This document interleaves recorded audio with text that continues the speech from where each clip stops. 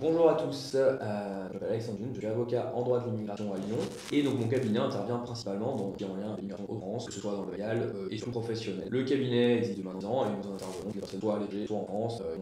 Aujourd'hui, une vidéo un petit peu différente de ce que j'ai eu l'occasion de faire jusqu'à présent. Je reçois Florence Grangera qui est avocat en droit des sociétés et on va pouvoir parler un petit peu des personnes qui sont étrangères et qui veulent créer une activité en France ou qui ont une activité en France et de quelle manière en fait il y a un lien entre le droit des sociétés en tel et le fait d'être étranger et comment vous en tant qu'étranger cela peut vous impacter. Donc on va commencer par les présentations. Donc vas-y Florence, explique-nous un petit peu qui êtes-vous Florence. Merci Alexandre. Bonjour à tous, je suis Florence Grangera, je fais du droit des sociétés. Donc en fait j'accompagne les entreprises à tous les stades de leur vie juridique. Donc ça commence très souvent par l'immatriculation d'une société. J'assure bien sûr le secrétariat juridique courant de mes clients, donc par exemple l'approbation annuelle des comptes, des changements de dirigeants, des transferts de sièges. Mon activité couvre aussi le volet cession, acquisition d'entreprise. En quoi ça consiste? C'est tout simplement accompagner par exemple un acquéreur qui souhaite acheter une entreprise à négocier les conditions d'achat et puis je rédige la documentation juridique et si nécessaire en amont je fais également des audits en droit des sociétés afin de détecter des risques pour l'acquéreur. J'accompagne aussi mes clients pour tout ce qui est levée de fonds et puis j'ai une petite particularité en tant qu'avocat, c'est que je maîtrise l'anglais juridique. J'ai exercé plusieurs années à l'étranger et ça me permet d'accompagner des clients étrangers qui ont besoin d'une assistance en droit français des sociétés. Voilà. Et du coup, est-ce que ça t'arrive souvent de tomber sur des gens étrangers dans le cadre de ton activité? Oui, effectivement.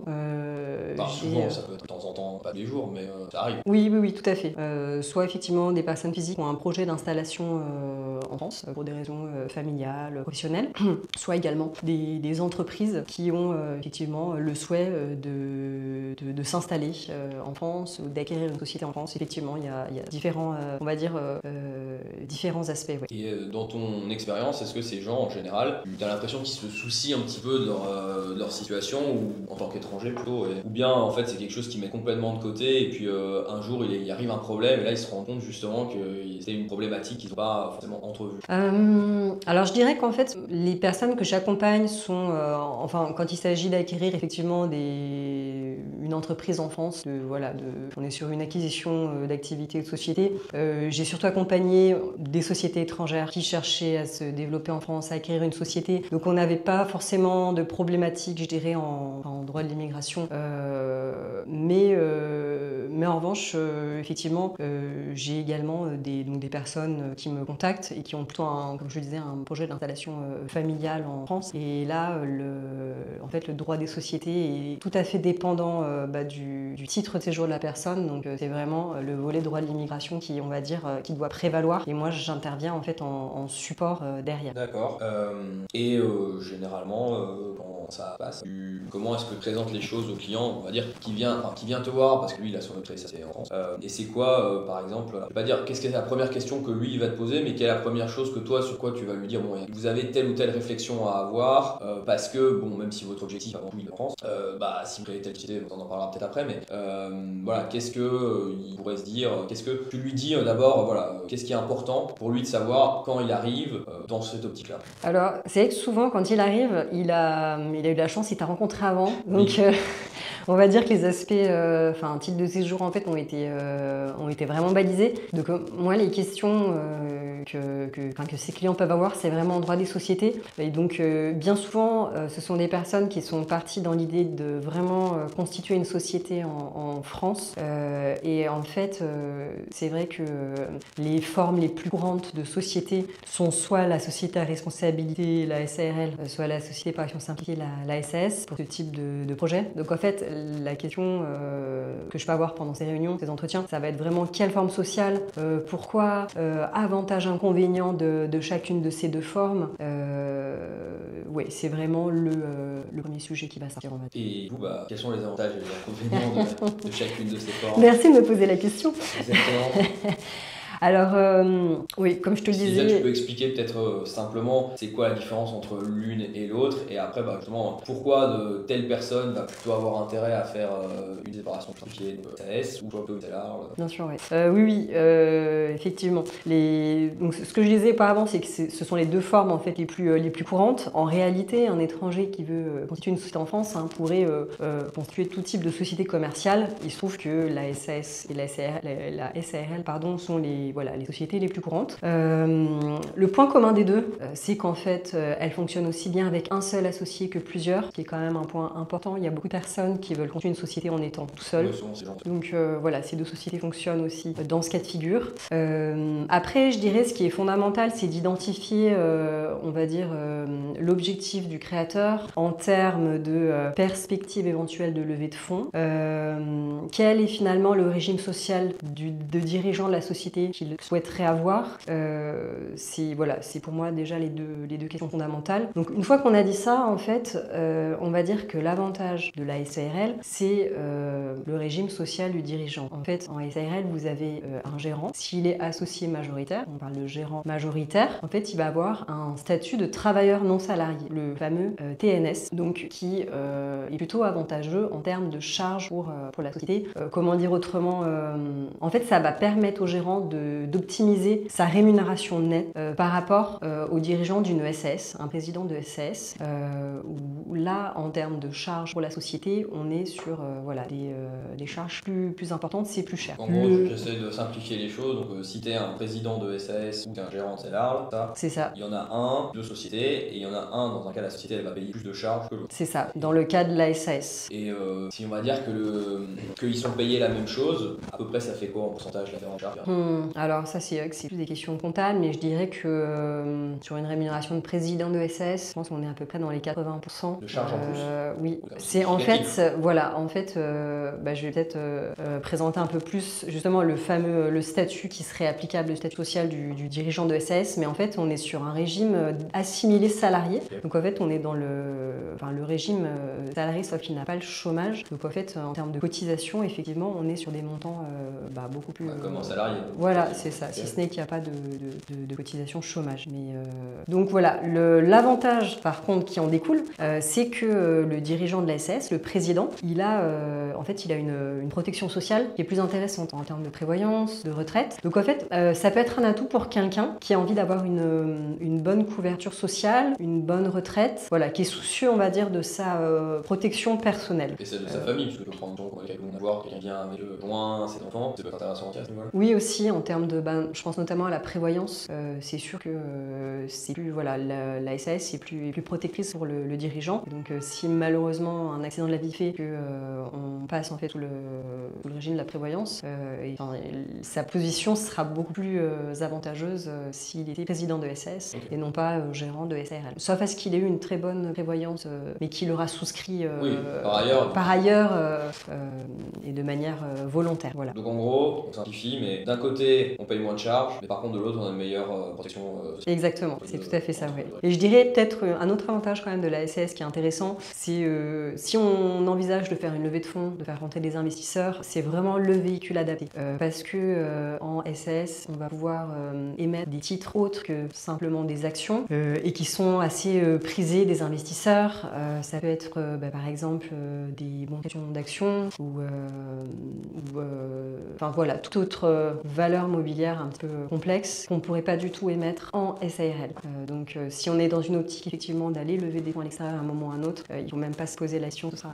D'accord, tu crées une société en France, tu as l'ambition que cette société se développe par un certain moment, c'est intéressant de faire une SAS, plus facilement des investisseurs. C'est ça, oui. Parce que tu pourras leur vendre la société à Pas forcément, mais en fait on pourra mettre effectivement au moment où ils rentrent, on va pouvoir émettre des valeurs mobilières, des titres qui peuvent les intéresser parce que en fait à un moment ou à un autre ils vont pouvoir les convertir en actions et ça peut aussi intéresser l'entrepreneur parce que lui ça va lui permettre peut-être de lever des fonds, donc on va dire d'avoir du cash à un moment donné sans que la personne qui souscrit soit immédiatement associée. Et cette personne peut simplement rester, on va dire, titulaire d'un bon. Donc en fait l'entrepreneur a les coups des franches puisqu'il est encore, on va dire, maître en sa demeure, mais il bénéficie déjà de la levée de fonds et en fait si certains événements se produisent comme une autre levée de fonds ou autre, autre, à ce moment-là, ces titulaires vont pouvoir exercer ce don et souscrire à des actions nouvelles. Voilà, c'est un petit peu des mécanismes qu'on voit beaucoup quand on parle de start-up, fonds d'élevé ou autre. C'est un petit monde et je suis désolée, c'est peut-être un petit peu du charabia, mais en fait, s'il n'y a même pas de question à se poser, la SARL, en fait, elle n'est pas possible. Pour simplifier la chose, on dirait que si vous prenez personne étrangère qui est en société, mais plutôt peut-être tu vois quelqu'un qui serait étudiant et qui dit bah je vais créer ma start-up, parce que ça arrive, et lui si éventuellement dit à un moment j'ai envie de start-up non lever des fonds, sachant qu'il peut avoir le choix entre plusieurs sociétés, ce qu'on a SLR ou SAS, il peut tout à fait se dire bon bah c'est beaucoup plus intéressant pour moi de faire SAS parce que justement je pourrais utiliser ce mécanisme pour lever des fonds dans le cadre de mon activité. Et je précise qu'en fait il est toujours possible de transformer la société à un moment donné. Si on est parti en SARL, c'est pas très grave en fait, on peut transformer en SAS et vice versa en fait. Et d'ailleurs ça permet de rebondir sur un dossier qu'on a fait, une personne qui n'avait pas de société, pour le parle. Pas encore. Et pour lequel tu as créé une SAS et à laquelle il a transféré son activité. Alors, dans le cadre d'une activité sportive de montagne. Effectivement, oui, tout à fait. Oui, c'est quelqu'un qui a souhaité immatriculer une ESS en France, tout à fait. Ouais, alors qu'au démarrage, lui, il n'avait rien. Oui, c'est ça, oui, tout à fait. Ça aussi, c'est possible. Oui, bien sûr, c'est possible. Si ce n'est qu'en fait, il n'y a pas eu vraiment de transfert d'activité. On partait sur des activités un petit peu différentes parce que c'est quelqu'un qui avait une activité en tant qu'entreprise individuelle, qui a eu à un moment donné besoin d'immatriculer une société, aussi pour des raisons de droit de l'immigration. Et donc en fait, il partait sur une activité différente de celle qu'il exerçait par ailleurs en individuel. Voilà. On peut aussi faire ce genre de choses. Oui, tout à fait, bien sûr. Ok. Si par exemple, on parle de la société, là on parle plutôt de quelqu'un qui viendrait directement des étrangers, je ne vais pas parler, on en parlera peut-être à la mais imagine quelqu'un qui dit bon, j'ai une société en France, maintenant qu'il a déterminé, on va dire, régime social, type de société qu'il va avoir, est-ce qu'il y a d'autres éléments auxquels il doit faire attention et est-ce qu'il existe des limites, en gros, qu'est-ce qu'il doit savoir. Alors, par rapport au séjour, moi je peux en parler, mais est-ce que au-delà de cette question, on va dire, de forme de société, il y a des choses qui pourraient être rédhibitoires ou qui pourraient constituer, on va dire, quelque chose sur lequel on ne pourrait pas revenir derrière et essayer de corriger. Non, disons qu'on peut quand même, en fait, à partir du moment où on peut changer de forme de société, on peut quand même défaire un certain nombre de choses. Mais je dirais, ce qui est important, c'est une fois que la société est créée, il ne faut pas se dire, c'est bon, la société est créée, j'ai mon titre de séjour, donc en fait, je vais laisser la société un peu en jachère. Et en fait, il faut quand même garder à l'esprit que une société, c'est aussi un certain nombre de responsabilités. Et c'est en fait faire en sorte de tenir un secrétariat juridique propre. Alors qu'est-ce que j'appelle un secrétariat juridique? C'est tout simplement une fois par an, dans les 6 mois qui suivent la clôture des comptes, approuver les comptes et en fait procéder à toutes les déclarations et tous les dépôts obligatoires tant auprès des impôts que du greffe du tribunal de commerce. Donc en fait il faut vraiment être accompagné par un expert comptable pour ce qui est vraiment on va dire comptable fiscal et puis par un avocat aussi en droit des sociétés pour bien déposer ce qui doit être déposé auprès du greffe du tribunal de commerce et pas se retrouver dans une situation où la société en fait fait des années qu'elle dépose pas et qu'elle est un petit peu perdue dans les limbes parce que un jour ou l'autre on se fait rattraper par la patouille et le greffe du tribunal de commerce va écrire aux dirigeants pour lui demander de régulariser la situation très rapidement. Et j'ai eu on en a déjà parlé, mais est-ce que pour dans ton expérience le greffe du tribunal de commerce il comprend la subtilité ou la différence quand le gérant ou le président est étranger? Alors là j'ai une petite mésaventure sur un dossier. Alors c'est pas le greffe mais c'est la chambre des métiers et en fait le titre de séjour de ma cliente lui permet bien d'enregistrer une entreprise individuelle. On a d'ailleurs vu ça ensemble, je te remercie. Et en fait la chambre des métiers m'indique que selon sa compréhension ce n'est pas le cas et en fait voilà moi je conteste la position de la chambre des métiers mais pour l'instant j'ai pas vraiment c'est difficile de les contacter et en fait c'est quand même difficile parfois de leur faire entendre raison. Pourquoi? Parce que on est sur un cas assez assez peu courant en fait. Ils ont l'habitude de voir des dossiers de personnes qui enregistrent des entreprises individuelles avec des profils peut-être moins inhabituels et donc en fait ce type de séjour ils le connaissent pas et ils pensent que ça ne fonctionne pas tout simplement. Oui et ça on voit de mon côté mais par client te dire j'arrive pas à évaluer ma société où j'ai des problèmes on l'a vu nous dans le cas du passeport talent où la personne arrive avec un visa de long séjour faire immatriculer sa société, il est là, il a obtenu le visa et toi tu as le greffe, tu as la personne qui dit non je veux la carte de séjour. Oui tout à fait, oui. Ça c'est très complexité, systématiquement, je parle chez oui. mon intervenu on l'a vu. Alors qu'en réalité, le visa de long séjour, vos types de séjour, la personne elle est arrivée, elle a eu son visa, donc la difficile a été accomplie, elle est en France, elle a déposé sa demande, et malheureusement, certaines préfectures, elle peut se trouver à attendre pendant 5-6 mois pour obtenir sa carte de séjour, parce que déjà savoir création, fabrication de titres, après que 2 mois, sous réserve qu'ils aient tout validé avant, et donc on se retrouve avec des personnes qui ne pas terminer, on va dire, l'immatriculation de la société, et nous on l'a vu, c'est vrai, mois, Ouais, tout à fait. Ouais. et avec des cas où justement, t'avais été annulé, comment t'es passé? Oui, tout à fait. En fait, le problème que j'ai principalement, c'est quand ça met trop de temps au niveau de la délivrance du passeport talent, c'est au niveau de la banque. Parce qu'en amont, la personne qui a souhaité constituer la société a en fait déposé le montant du capital social sur un compte bloqué ouvert par une banque au nom de la formation en cours, au nom de la société en cours de formation. Sauf que la banque, généralement, quand ça fait 4 mois que le capital social est bloqué sur ce compte et qu'elle ne voit toujours pas arriver en fait l'extrait cabis, donc qui vient dire que la société a immaculé, elle commence à être un petit peu mal à l'aise et en fait elle nous demande... Une banque qui a de l'argent en général, plutôt quand vous n'avez pas d'argent qui sont mal à l'aise, mais bon, soit. Voilà, et en fait sur plusieurs dossiers, quand l'obtention du passeport talent peut prendre un peu trop de temps au bout de la banque, en fait on reçoit des emails où on nous dit attention, voilà, je vous laisse encore tel délai pour finaliser l'immatriculation de la société, mais passé ce délai, je vais devoir vous restituer les fonds. Et en fait c'est problématique parce que ça m'est arrivé sur un dossier où en fait la banque a renvoyé les fonds, et donc ça veut dire que quand on va devoir immatriculer la société, ça va être un petit peu une nouveauté. Je sais pas exactement, la réouverture d'un nouveau compte risque d'être un petit peu complexe, on va voir. Du coup, pourquoi ils arrivent pas à avoir leur cabis parce que le greffe n'accepte pas qu'ils enregistrent avec leur visa de long séjour? En fait, c'est ça. En fait, c'est vraiment c'est l'œuf ou la poule. C'est-à-dire que le processus en fait est très imbriqué. C'est-à-dire que moi, je vais commencer, comme tu le sais, à préparer la documentation pour immatriculer une société. Sur la base des projets, le client va aller voir sa banque, qui va lui ouvrir ce fameux compte bloqué pour qu'il dépose son capital. Il va déposer son capital. Et ensuite, moi, mon travail s'arrête, est suspendu à ce moment-là, et c'est toi qui vas prendre le relais pour justement faire ta demande de passeport talent sur la base du certificat de la banque. Et en fait, tant que tu n'as pas obtenu de passeport talent, je ne peux pas reprendre la procédure et je ne peux pas déposer le dossier auprès du greffe. Et donc en fait, c'est souvent pendant ces périodes où j'attends que l'administration te délivre le passeport talent qu'on peut avoir une certaine impatience du côté des banques, et voilà, quand ça prend trop de temps, on peut effectivement avoir le compte bloqué, fermé, et c'est problématique. Pour l'instant, on n'a pas encore au niveau du séjour, qui est un jour pas régularisé Oui. d'une autre. Souvent parce que la personne finit par avoir la carte de résident, le passeport talent à ce moment-là, mais on peut vraiment parfois se retrouver dans une période assez longue où on est coincé dans un entre-deux. Il faut savoir aussi sur ce type de passeport talent, et on en parlera après parce qu'on parlera justement de toute sa complexité et de sa longueur. La particularité du passeport talent, en fait, c'est que vous demandez un visa, on vous donne un visa. En fait, ce visa, il dure 4 mois, visa de long séjour, mais il dure 4 mois, il vous permet de venir en France et de demander la carte de séjour pluriannuel de 4 ans. Et donc, c'est un petit peu spécial parce qu'au lieu de venir avec par exemple un visa qui vaut 1 an comme graduation, ou bien évidemment différent de celui qui est déjà en France, qui n'a pas de talent, qui a déjà un séjour parce que par long. Là, la personne arrive en France, elle a son visa, elle fait son dépôt de sa demande de séjour en ligne via la nef, évidemment, sur Kamal comme toujours, et on peut se retrouver à avoir des délais d'attente de facilement 4 mois pour avoir le séjour, alors qu'en réalité, la demande titre elle a déjà été acceptée une première fois par le gouvernement d'un pays, et après, c'est juste la préfecture qui doit refaire le même travail, puisque de toute façon, on fournit les mêmes documents, mais au final, effectivement, sur des fois pensé, il n'y a aucune raison qui justifie ce deuxième contrôle, selon moi, quelqu'un dont on a déjà vérifié, notamment que les priorités ont été remplies, et justement, on amène les fameux dossiers, je choisis ce dossier-là en particulier sur lequel on est intervenu tous les deux.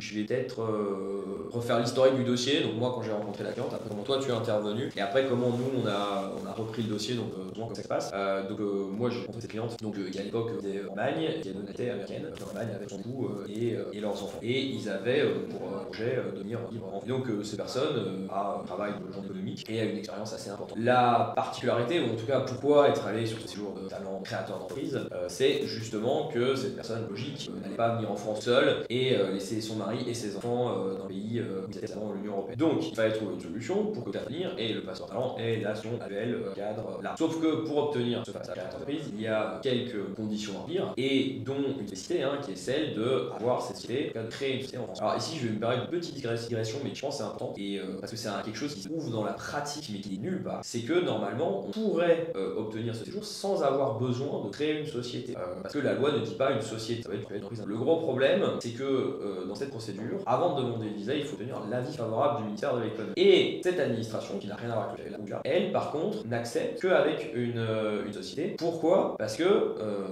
Laval pense qu'il n'y a qu'une société qui peut avoir ce fameux capital de bureau, pas être possible, en tout cas, moi j'ai déjà essayé avec des procédures où on avait un client qui avait 1 000 euros sur son banque, il dit bon bah voilà, cet argent il va être investi dans la créer, mais il ne peut pas créer une société. Et donc cette administration qui est concernée refuse systématiquement de rendre un avis favorable si on n'a pas l'attestation des fonds que seule une entreprise, enfin seule une société peut avoir. Et donc on se retrouve à devoir créer une société. Et donc moi à ce moment-là, j'informe la cliente peut arriver donc à venir qu'elle va devoir enregistrer ce moment-là qu'elle vient de voir. C'est ça, tout à fait. Donc en fait, elle vient me voir. Donc on parle de la forme de société, ce qu'on disait au début. Je crois qu'en l'occurrence, on est parti sur une SAS. Et en fait, le montant du capital social, en fait, c'est justement le montant que veut voir le ministère de l'économie. Voilà. Donc ce montant, il est de 30 000 euros. Donc voilà, c'est une SAS au capital de 30 000 euros. Donc en fait, moi, pour cette cliente, j'ai rédigé les statuts en français et en anglais, qu'elle comprenne aussi ce qu'elle allait signer. Sur la base des projets, elle a pu ouvrir un compte auprès d'une banque française. Elle a pu déposer les fonds donc sur ce fameux compte bloqué, 30 000 euros. Et en fait, la banque, à ce moment-là, a délivré ce qu'on appelle un certificat de dépôt des fonds. Certificat dont tu as besoin pour ton dossier de demande de passeport talent. Et en fait, à ce stade du dossier, on n'a pas encore eu le passeport talent. Donc moi, je vais pouvoir reprendre en fait, dès qu'elle aura son passeport talent, et ben je vais pouvoir en fait finir ma création de société. Donc je vais pouvoir déposer son dossier d'immatriculation auprès des services du greffe avec le passeport talent. En fait, sans passeport talent, je ne peux pas finaliser ma formalité. Pourquoi ? Parce que cette ressortissante américaine est présidente de sa SAS. Donc pour être président, pour être dirigeant d'une SAS ou d'une autre société commerciale, eh bien il faut avoir un titre de séjour qui nous permette d'exercer cette fonction en France. Donc le passeport talent de créateur d'entreprise le permet et donc à ce moment-là, on va pouvoir finaliser l'immatriculation. Je précise quand même quelque chose qui me semble important. C'est pas tant lié à la nationalité. C'est en fait lié au fait que ces ressortissants étrangers sont résidents en France. Parce qu'on peut tout à fait imaginer une SARL française dont le gérant serait américain, serait basé aux États-Unis, pas du tout résident français. Dans ce cas-là, le greffe ne nous demandera pas de titre de séjour pour cette personne. Il n'y a aucun problème. En fait, quelque part, le titre de séjour ne devient obligatoire. Pour exercer en France. Voilà, quand en fait, exactement, le dirigeant est vraiment basé, son adresse est en France. Et donc, une fois qu'on a le fameux certificat, qu'on a les statuts de la société, parce qu'on ne peut pas demander donc l'avis en question, et je fais une petite digression là-dessus, mais cet avis donc sur le caractère économiquement viable de l'activité, c'est comme ça que ça s'appelle, qui avait dans un premier temps été réservé uniquement au passeport talent créateur d'entreprise, depuis la fin du mois de juin maintenant, est exigé dans tous les cas quand vous voulez créer une activité en France, que ce soit sous un passeport talent ou un entrepreneur profession libérale. Jusqu'à présent, les professions libérales étaient dispensées de cet avis. Ce n'est plus le cas aujourd'hui. Donc, alors ça ne veut pas dire quand on est dans le cadre d'une profession libérale et qu'on n'est pas en société, pas sur un passeport talent, à ce moment-là, il n'y aura pas encore la nécessité de créer une société. Par contre, il faudra solliciter cet avis systématiquement. Il faut bien prendre en compte que cet avis prend parfois beaucoup de temps à obtenir, à mon sens, parce que la part des gens de l'administration qui gèrent ça ont très peu de connaissances sur le droit des sociétés ou du droit des étrangers. Donc on se retrouve avec des demandes qui sont complètement contradictoires. On peut avoir des gens qui disent je vais demander un visa de long séjour, créer une activité en France, pas passeport talent, mais juste en entreprise individuelle, à qui on va demander des éléments qu'ils ne peuvent pas avoir puisqu'ils sont même pas encore arrivés sur le territoire. Mais maintenant, c'est une situation où ça prend du temps. Je un petit peu du dossier, mais maintenant il faut bien comprendre que si vous avez des étrangers vivre en France, évidemment, parce que je l'ai dit, il y a quelqu'un étranger, il n'y aura pas de problème. Mais si vous êtes étranger, vous voulez venir en France pour exercer une activité autre que le salarié, comprenez que maintenant c'est obligatoire d'obtenir cette aide. Pour en revenir donc, au passeport talent, une fois qu'on a obtenu donc, le compte en question, les statuts de la société, qui sont exigés également dans la demande, ils doivent être signés d'ailleurs, c'est important aussi, regardant vue. On peut, à ce moment-là, il faut aussi quand même une présentation de l'activité et un budget prévisionnel. Avant, on avait l'impression qu'il fallait des documents très complexes. Aujourd'hui, comme ils ont augmenté le nombre de gens qui doivent faire ces procédures, on a l'impression qu'ils se satisfont beaucoup plus de choses relativement simples.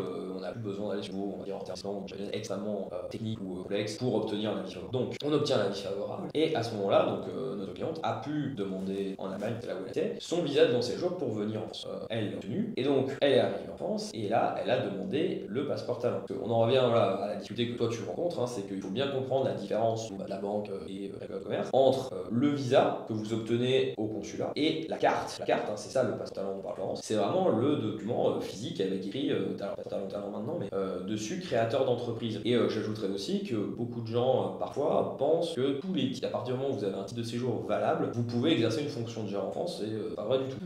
Faire attention à ça, parce que si par exemple lui, salarié, il dit bon, je vais quitter mon employeur, je vais créer ma pratique, pensez bien que vous ne pouvez pas le faire avec un séjour salarié, puisque vous ne pouvez pas faire ça.